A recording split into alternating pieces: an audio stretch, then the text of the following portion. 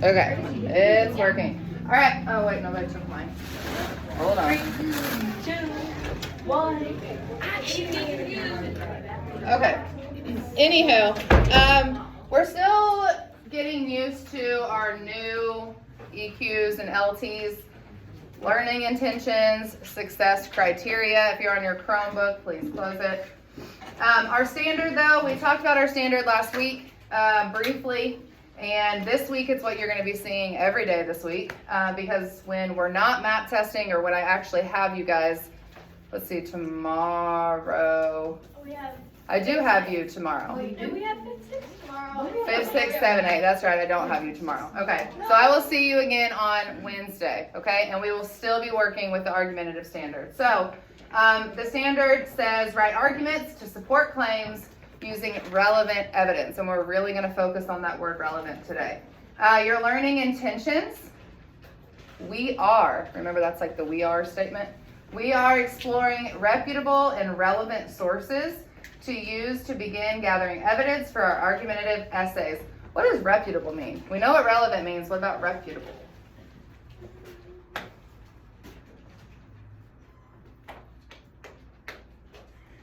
Alexander? A trusted source. A trusted source. Okay.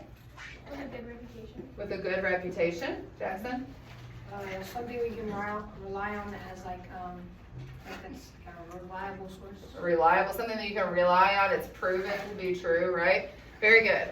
Yeah, so reputable is huge. Quick story, and I kid you not, okay?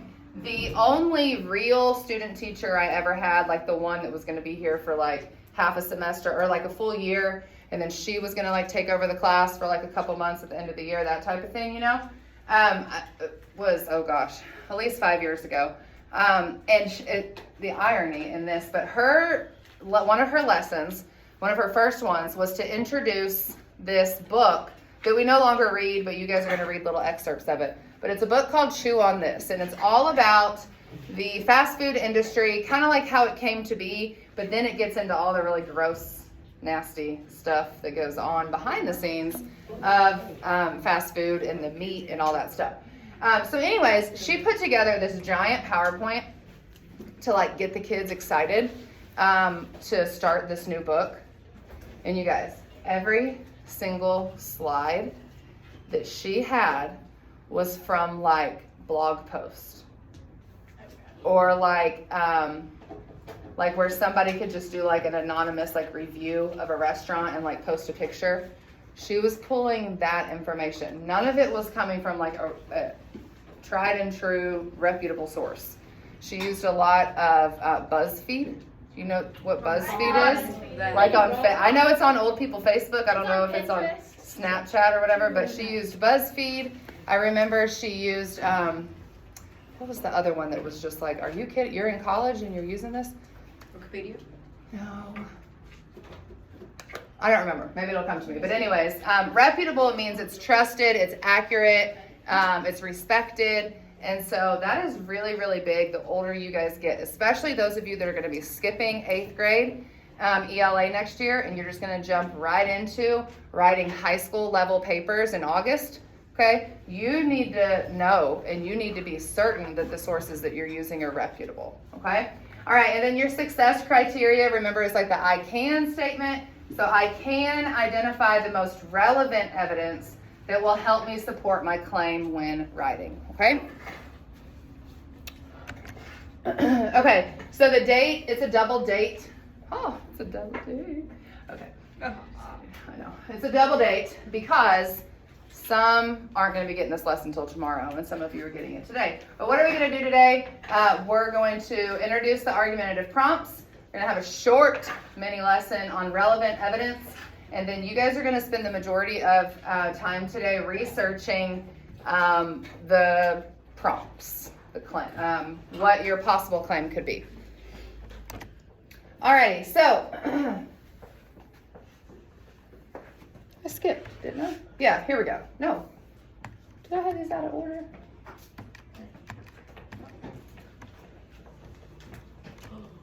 No, I didn't. Okay, so anyways, for the mini lesson today, there's this short little video I found that I think is a lot better than going through a couple slides with you guys. So we're gonna watch the short video about evidence. There's a couple things that I want you to be thinking about while you're watching the video. So the first one is, do I provide my readers with reasons? It sounds like, duh, Ms. Smooth, of course I provide them with reasons.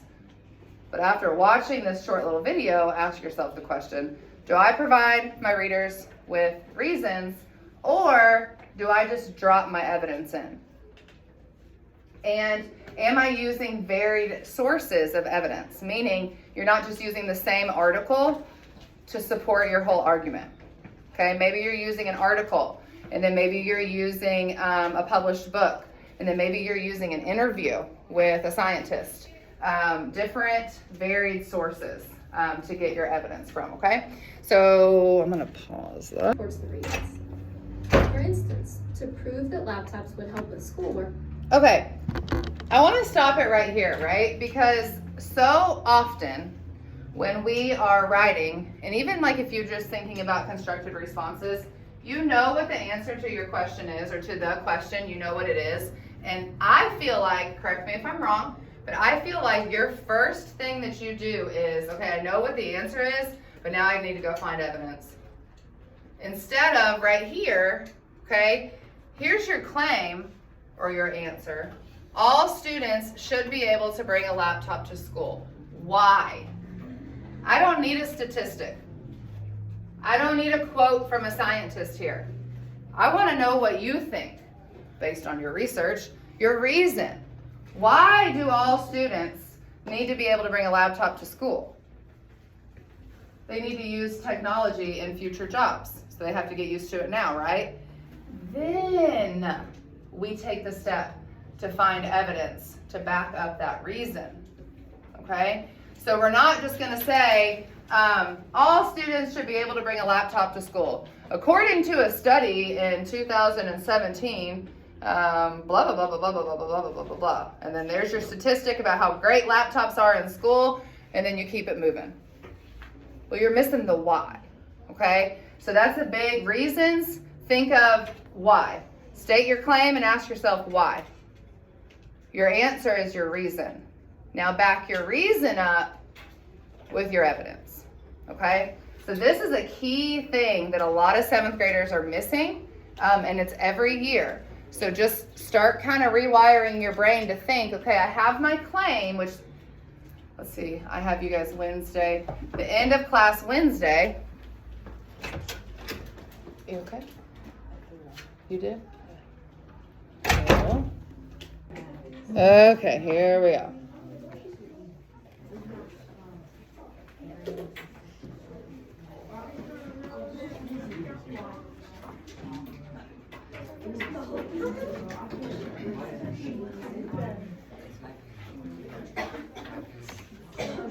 Okay, so here are your prompts.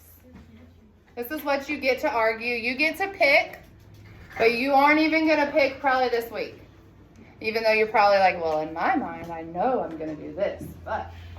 Yeah. So these are the 2 prompts you can choose from, okay? Should fast food / junk food be marketed to kids?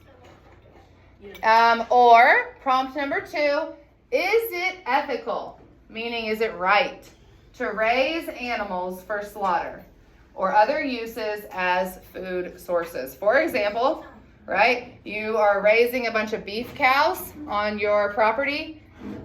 You killed them. Yes, Liam, thank you, to kill them, to eat them, right?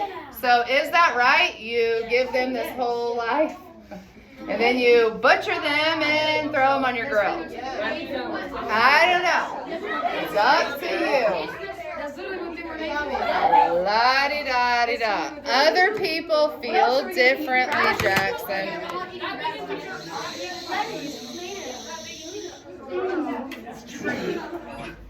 I told you guys these were high interest topics, which is why you're already da-da-da-da-da-da-da. But let's quiet that. Eyes back up here, okay? So, like I say, consider the evidence. Look at this tip first. It says, you don't, oh, I should have had a typo. You don't want to be super set in stone about what prompt you're going to do. Don't kill the animals, don't market to kids. What are you gonna argue? I don't know. Don't be super set in stone about it just yet, okay? Because you're gonna want to, wait, I lost my spot. About what prompt you want to argue, or even which side of the argument for that prompt you want to argue. Browse through all the provided information before nailing down your claim, okay? What this is saying is, right now, if I went back to this other slide, right now, I'm sure there's several of you in here that are like, oh my gosh, I am totally going to argue, save the animals, don't kill the animals, right? And please stop talking and listen. And if that's you, cool. That's fine. You can argue that. That can be your claim. Yay for you. Can't wait to read it. But don't toss out the other side of the argument yet. Because remember what we said about evidence. You can have your claim. You can have 3 reasons why. But then when it comes down to backing up your reasons, if it's hard to find stuff, it's going to be hard to compose an essay. If it's easy to find stuff, it's going to be easy to compose your essay. So don't be super set in stone. Have an open mind, and you will get to pick probably next week. Okay? So your work time today, and let me just go through all of this because it looks like a whole lot, and it's not. Okay? The first thing you're going to do is you're going to log on to, well, do you guys use Newsela in your other classes? No. Okay, so I will post the link then. I thought you used it in social studies still, but I guess not.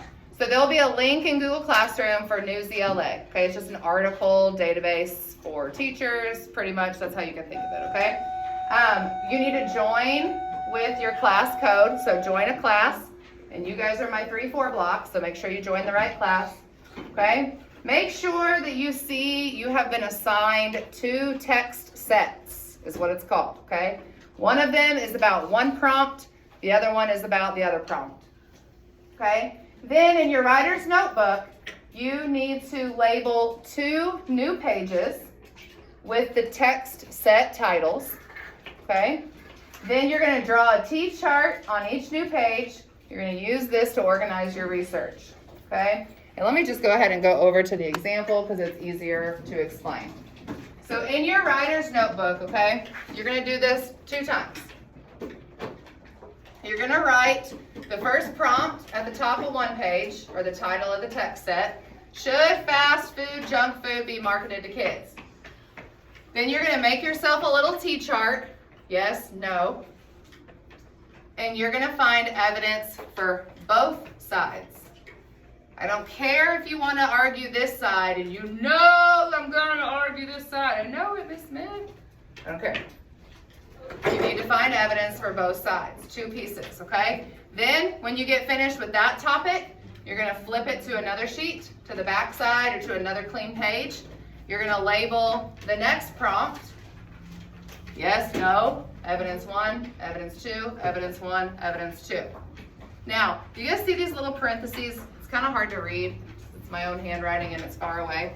But on the last slide, it mentions, be sure to make note of where this information comes from. So when you guys are actually drafting your essay and you're citing, you know what article to go back to cite, okay? So very easily on here, this article had the 2 words sugar shock in it among a bunch of other ones, but I'll know, go to the sugar shock article, and I'll find what I need to cite there. Haven't lost appetite, oodles of noodles, school fundraiser. So just somehow, some way, make a note of where this evidence is coming from so you can go back to it to cite it, okay? Let me show you what it looks like first.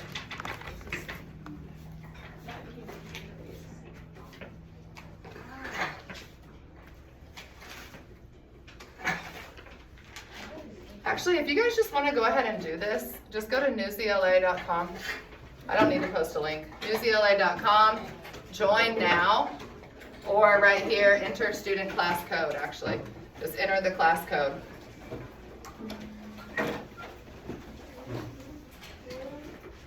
Okay, I think Miss Evans has probably seen enough.